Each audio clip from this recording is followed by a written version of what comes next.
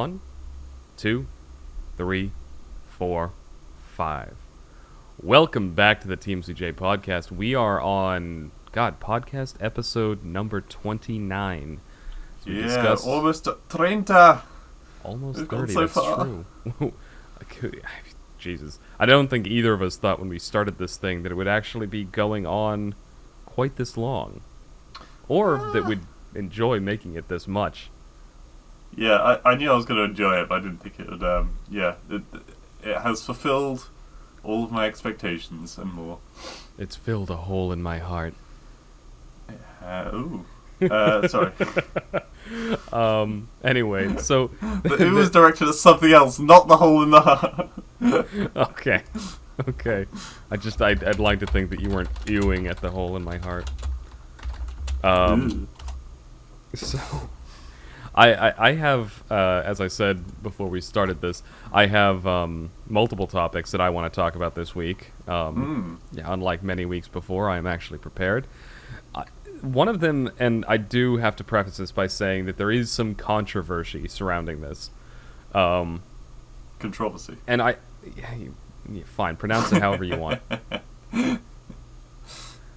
Controversy. So, hold on. Is the enunciation in British English controversy? I mean, that's how it's meant to be pronounced. Well, not in the U.S. In the U.S., it's controversy. Like I'll look it up while you. We put the emphasis on a different syllable. Go back to your tea and crumpets. We were first. Anyway, I wanted to bring this up mainly because I watched the series recently and was heaping so much praise on it. One of the co-stars of The Mandalorian, this woman Gina Carano, she plays this kind of buff starfighter pilot who ends up kind of on the outs after the Empire takes over and then falls, and she's sort of an outlaw, and the Mandalorian meets up with her in one episode, and they sorry, we're talking about the Mandalorian? Yeah, we're talking about the Mandalorian. Right, yeah, sorry, my head went to the other space program, The Expanse. You're thinking of The Expanse. Yeah. No, we are talking about the Mandalorian, and we're talking about the female co-star. I think I know where the story's going, because I've seen a lot about this on YouTube. Yeah, and this is why I prefaced it by saying it's a bit controversial. I'm not going to get into too much of the controversy. What I want to talk about more is what the aftermath of it was. So, She said something, and she pointed out a very real historical fact, and that's that... And, God, I feel like I have to talk like a baby because of YouTube, but because of the bad guys in World War II... the way that they were able to hurt so many people and was that they used propaganda to convince just normal everyday people that those people were evil, and that became their impetus and their justification for the horrible things they did. Right. And that's what those no people were what the stormtroopers were based on. Yeah, exactly. And so this woman, on her personal account, not related to her professional life at all. Well, I mean, she's an actor, so I guess it's technically all related. But she just pointed out that fact and said that she was worried that people in the modern day are being dehumanized in a very similar fashion, and pointed out that comparison. People immediately got offended because I don't know. Just any time that you draw any sort of analogy to World War II, people get offended. Yeah. I don't want to focus too much on the offense, but long story short, not the segment, the phrase, Disney fired her.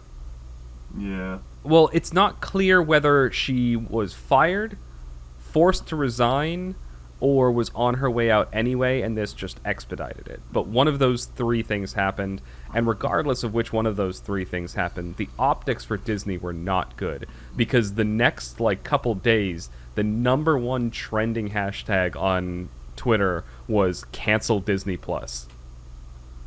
Yeah. And so people were, because she actually was a character that I didn't like in season 1, But as the series went on, I grew, her character really grew on me. Mm. She's a surprisingly, because she's an MMA fighter that decided to become an actress, and Oh shit. she's surprisingly talented. Like, her fight scenes are like obviously Done on in point person, probably. because Yeah. like that's what she did professionally beforehand. But I think she almost seems like a Dwayne Johnson kind of person, where he was a football fighter, or a football player. player. He just went out on the field and punched football people. Professional streaker. So, but he was a football player, and then he went on to do like the whole professional wrestling thing, which is acting anyway. And then he went on to be an actor and was very successful. And I think that she's following a very similar vein. So again, talented person, and a character in the series that grew on me. But because of this controversy, like Disney has walked into a worrying trend that a lot of companies fall into now, and that's that they see a bunch of people on social media, all shrieking and complaining about a particular person or thing, and they immediately take the corporate response, which is, "Oh my God, we hear your concerns, and we're going to take care of this right away." And when they do, that just pisses off more people. So it doesn't really help anything. I think responding to mobs like that really doesn't ever help anything. But I mean, it's good to listen to your fan base, but there are some things that you should not listen to your fan base for. Like, if it's creative design tips, like the Sonic movie, everyone was like, dude, that looks absolutely awful. And then they made it better. Brilliant. And the thing is, I actually saw that movie over the Christmas break with my parents, and it was pretty good. Yeah, I still need to watch it. Maybe that needs to be a movie night at some point. Yeah, it was a good movie. Yeah, firing someone from their job when no one on the outside, no one in the public view, will have the full story because they don't know about the conversations that go on within the company. And that's why I kind of prefaced it with, like, it's not clear whether she was fired, whether she was kind of pressured into resigning, or whether she was on her way out anyway, and this just all culminated. But yeah, go on. Yeah, so they threw her overboard, basically. Yeah, that's the way it seems. Rather than risk it. Yeah, no, I've seen a whole bunch of videos, particularly by critics that I watch, with her face on, saying, the mob got their way and Disney are horrible people. Well, but I haven't actually watched them. I didn't know what the reason was behind it because... Yeah. So the reason was that analogy. She was basically giving her opinion on like the worrying trend in the US right now, which is if you don't agree with someone, you tend to characterize them as either inhuman or as a evil person, no matter which side of the political spectrum you're on. You categorize them. Yeah, exactly. You throw them into buckets, and it becomes very easy to hate them for that reason. And she was pointing out that that's a worrying trend that did also happen in World War II. So to a in more the lead extreme up. extent. Yeah. So that was the thing that pissed people off. Though apparently she's landed on her feet. She's gained over 300,000 new social media followers. She's got a new movie deal. Like this exactly. Like, no publicity is bad publicity, especially when you're in this level of every media is going to be covering this because the N-word was mentioned. Yeah, every media. So she's really capitalizing on the popularity now, and I think it really helps that she didn't really do anything wrong. Like, she stated an opinion, something that if, like, a random soccer mom had said, no one would have batted an eyelash at, but because she was famous, people got offended about it. Yeah, and it's freedom of speech at the end of the day. Like, she can say whatever she wants to say. Granted, she has to accept the consequences, but I think consequences have ended up pretty well for her by the sounds of it. Yeah, exactly. I mean, it's annoying that it happened, and I think Disney is paying the price for it now in terms of public animosity. As if, like, Disney's faceless, like, these days. It is, but the thing is, Disney as a corporation, they used to have a lot of goodwill. Like, Disney movies used to be, like, the highlight of my childhood, like, watching the animated Disney movies. And they still come out with some amazing films. They still do, but the problem is once they took over Star Wars, like they ran that series into the dirt. Yeah. And like not necessarily because the first movie again was good but kind of soulless. The second movie was just absolute horseshit. I was just never taken by it because the villains never win. Because they made it too family friendly, like in the nothing new bad ones, ever happens. Yeah. Well, and so like the whole drama suspense is just gone. That's a good point. And that's a good point about storytelling in general. If your heroes are never challenged or threatened in any way, then what's the point? Like, you just all right, they're gonna win, and they're gonna win without much effort. Like, yeah. It's like a super basic rule of storytelling. Like, if you're playing a D&D campaign and your people never die or like never get wounded or anything, no one's going to enjoy it, and you're going to lose people real quickly. I know when the first player died in my campaign, everyone was so shocked that they could actually die that from that point on they took a whole new approach to playing the game.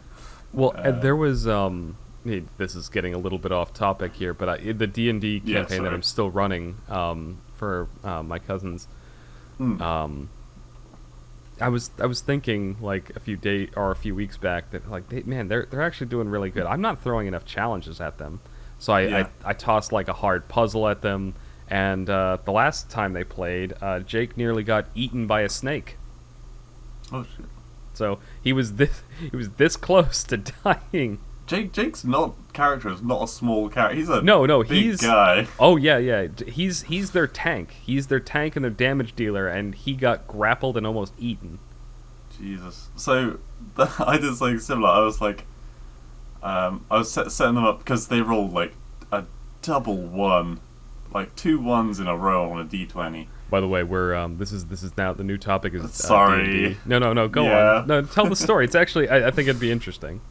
So they were trying to follow some orc tracks, and there was 3 of them. 2 of them rolled a nat 1, and so they were like, these must be the tracks, and they start following the tracks of an ogre.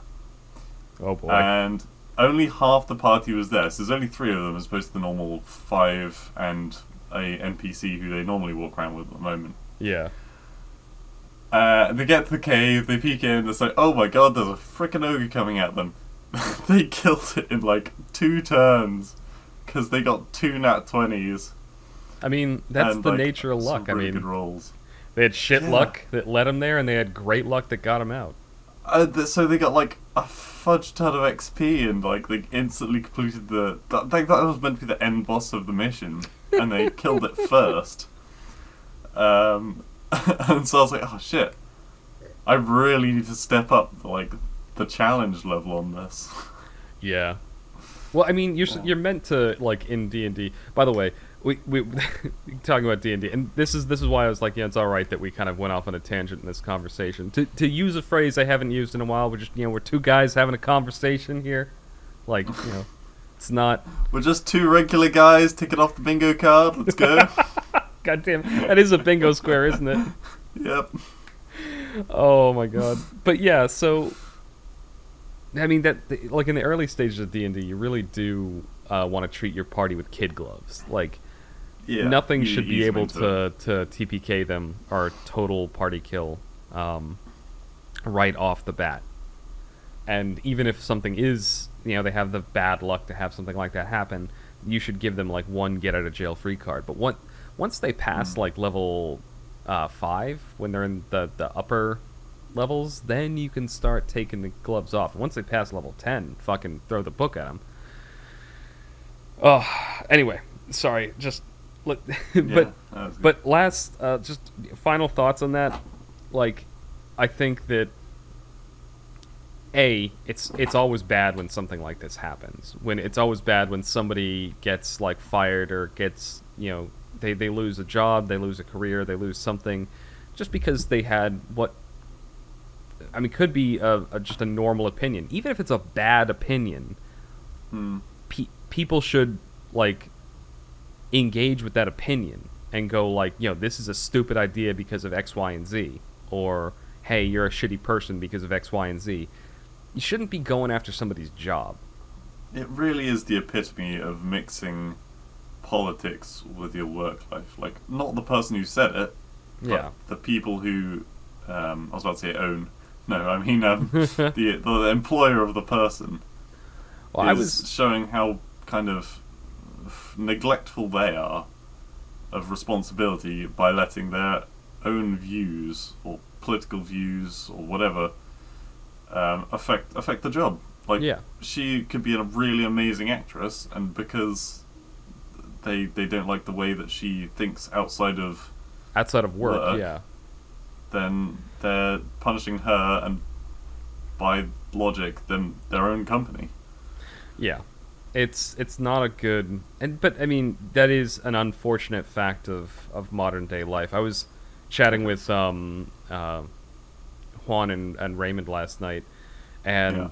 while we were playing Apex, and the three of us all have different political views. Like we have a lot in common, but we also have a lot of differences. We were kind of just marveling at the fact that like in our like just with the three of us, we're actually able to debate and discuss and have sometimes very heated arguments about politics.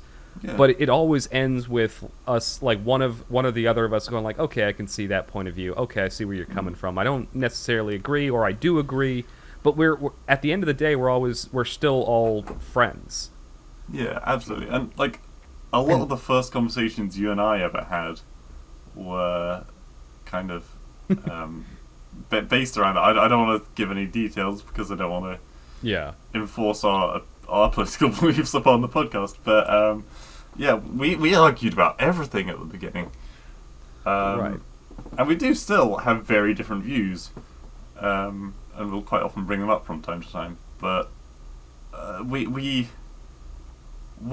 quite often do while having these debates is that we will find at the end a common ground that we both agree on, and I think that's the most important thing. Yeah.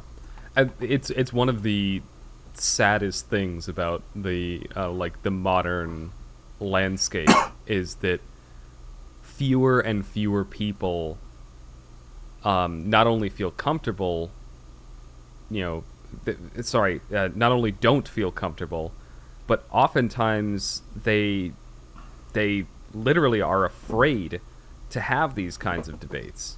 They become like physically unpleasant, and oftentimes, just like what happened with this woman, they'll lose their job over, again, just having an opinion. Yeah. Even if it's, and again, I say, even if it's a shitty opinion, you should have the right to express it without fear of a company or like a mob of random people on social media coming after you. I don't. Yeah, I'm not a fan of it, but I'm glad that I did like her in The Mandalorian. She was a character that I didn't like in the first couple episodes she was in, but as the series went on, she actually became one of my favorites. Yeah. Well, by the sounds of it, like, even if you kind of just saw her as a background character before, maybe now because of her outside of work aspect, you might actually appreciate her roles even more now in future movies, and you'll look out for her name because you'll recognize it. Exactly. I mean, well, that's the ironic thing is this hate mob that went after her actually ended up pretty much making her career. Yeah, I hope she's... Yeah, no, I hope she too much continues to stress go. as I a hope the person. movie that she's going to be in, goes off well, and I hope that, her popularity... I hope she... Whatever her dreams and aspirations are, I hope she achieves them. Because I don't think she deserved the hate that she got, and I thought she was a pretty talented woman. No, So, and I'll I leave don't want the Mandalorian to like fall face first either. That the is Mandalorian that's is made up of millions of people, not millions of people, so many people, not yeah. just the one person that decided she had to get kicked. And that's the thing. Like, and this what didn't come from any. I don't know if it was necessarily any of the staff for the Mandalorian. I think it was from the executives in Disney that actually she got fired. But again, none of the details are actually known. This is I'm speaking when I say I think it was from the executives at Disney. This is all speculation. I need to give that that clarification. This is all speculation. All that we know for certain is that she said this. There was a mob on Twitter that came after her, and that she's no longer going to be in the series for whatever reason. I hope that the series continues to be good because I sang the praises of The Mandalorian. I think watching it was worth buying a Disney Plus subscription alone. But we'll see what happens. All right. We're kind of waffling on this one now, so let's move on. So the next topic I have is actually, it's also related to sort of movies and Disney, ironically, and that was sort of like this. I was thinking this morning that we seem to kind of be in like, because I was rewatching like an old series, and I was starting to think that we seem to be in kind of like a nostalgia culture right now. And I don't know if it's maybe just me, but I find increasingly myself watching old TV shows, watching old movies, playing older games that I enjoyed in the past. And I'll still watch and play new things, but even some of the best new games don't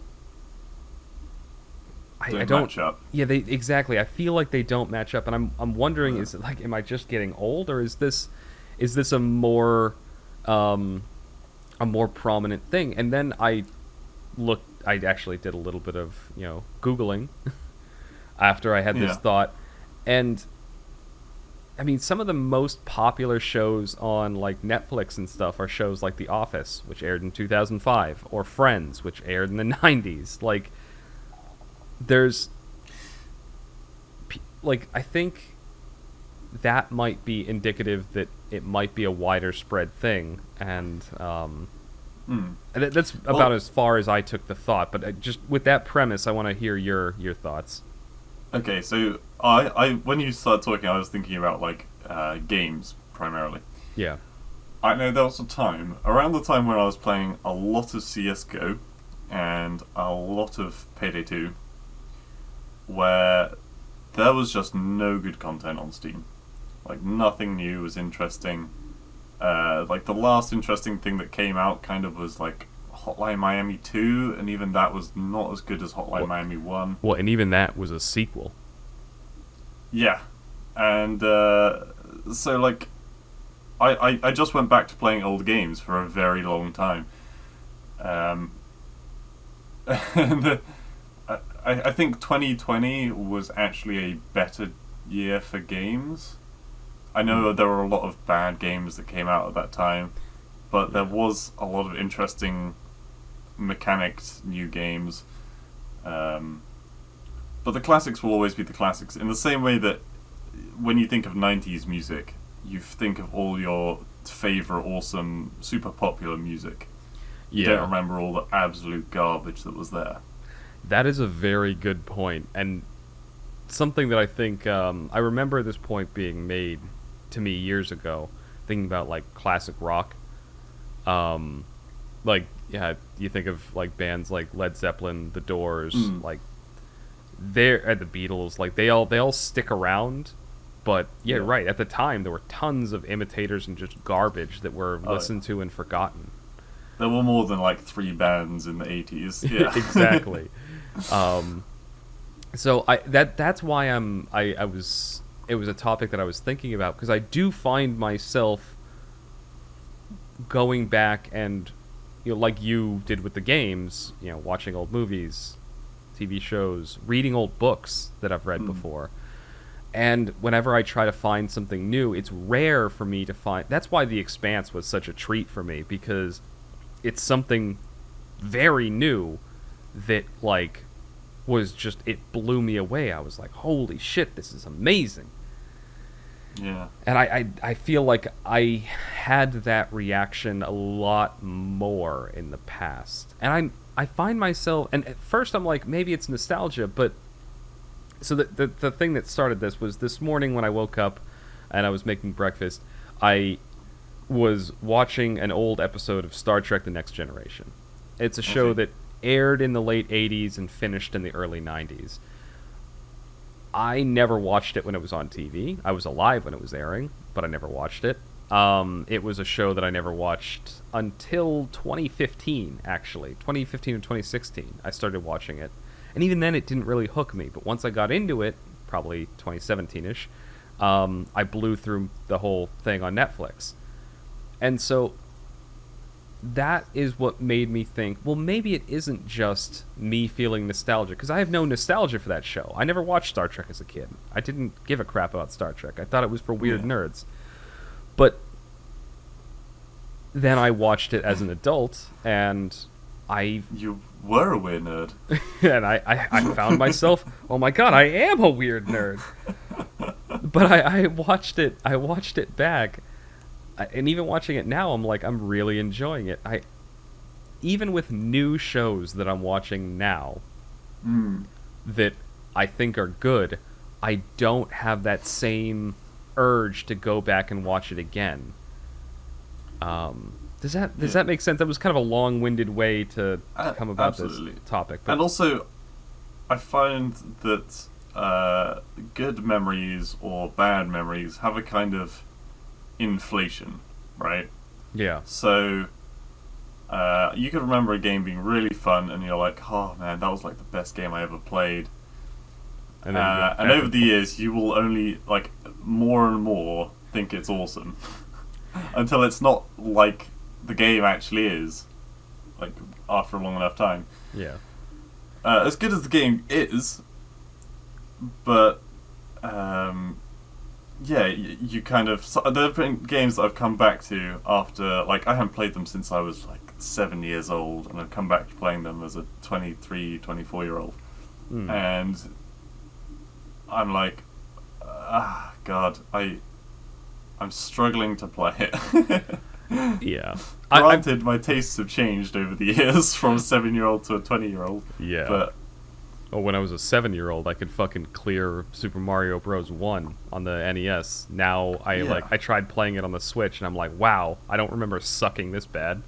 Yeah, I was playing Army Men, and it's with the directional pad keys. And that alone was enough to drive me crazy. But everything took a lot longer than in my memory. In my memory, it was just the action points. Like, oh, it's the blue spy, chase them down. Yeah. In reality, it's like, alright, I'm coming up to a cliff, lie down, throw a grenade, try and snipe the one guy that's on top of it, because he will kill you if you walk past there. That's an interesting thing, and plugging the first episode of Filthy Casuals that went up when we went back and we were playing the Sonic 3D Blast. Yeah, it's weird what we both remembered, like, because a lot of we were forgetting a lot of the mechanics of the game, but it came back. Both of us remembered that, like, oh, there's a secret in this level. It's in one of these walls. You have to roll up against it. Like, we remembered all these little clever things about the map. But when I actually watched another Sonic Blast video recently, and there's a just completely basic plain looking wall that you can break in the first level. And I was like, God damn it! I fucking knew it! Oh my god. But no, thinking about that though, there are some games like that where you go back and it's like, oh god, how was I ever good at this? Or like, why did I think it was this good? To quote the zero punctuation review of the original Deus Ex game, he says in the video, like players who are big fans of this game will be very familiar with the first hour of it, because they'll every now and again they'll get an urge to give it a replay, and then they'll start playing and go, God, I don't remember it looking quite this much like ass. Right. And to an extent, I can get behind that opinion, but there are other games like the KOTOR series. I've probably beat both Knights of the Old Republic games about 10 times each.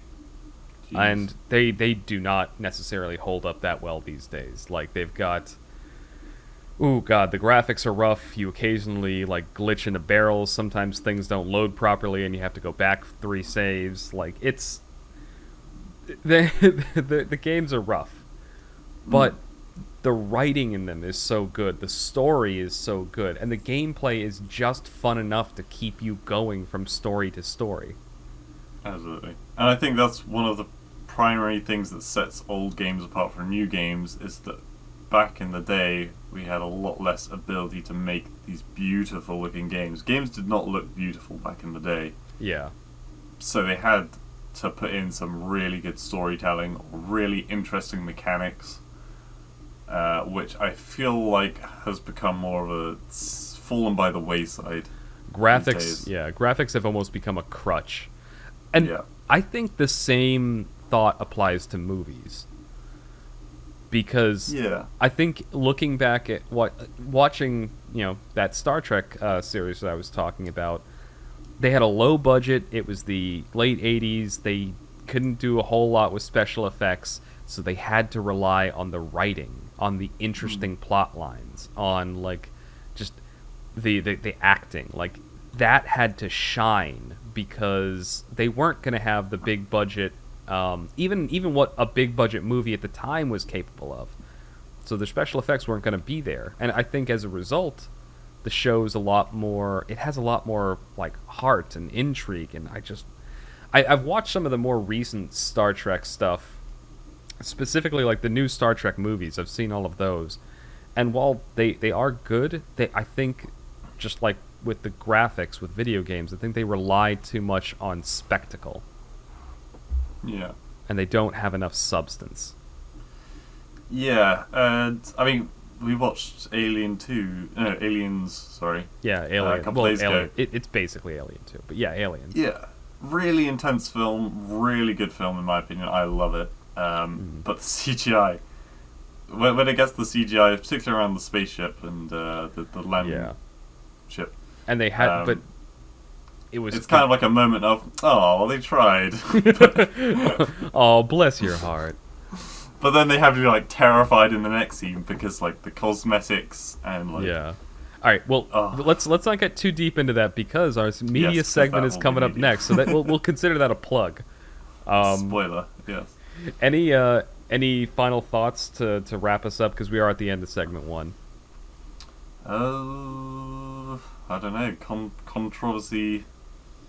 And what was the other thing we mentioned? Nostalgia? Hype. Controversy and hype. Oh, yeah. Controversy and hype. Oh, man. Yeah. Just, just a message to all you out there. Just, chill. Take a fucking chill pill. Like, it's, even if somebody says something that you find very unpleasant, it's just words. Like, just let it pass. Actually, don't chill. Get excited. Because excitement is always going to That's make a good you feel point. better. Yeah, don't be negative. Be happy. Yeah. Be happy. Oh. Of everything. What's that song? Don't worry. Be happy. Oh yeah, that was it. I got it wrong. Fucking I was love just that thinking song. of the jellyfish from Shark Tale. I haven't seen Shark Ernie Tale. and Bernie Man. I have not seen Shark Tale. Oh my god, you haven't seen Shark Tale? All right, I think I gave Blue an idea for a movie night. Shit. All right. Amazing. All right. Well, I'm gonna wrap it up there. Thank you everyone for listening. This is the end of segment 1 of the TMCJ podcast. If you keep listening, you will hear us again momentarily for segment 2.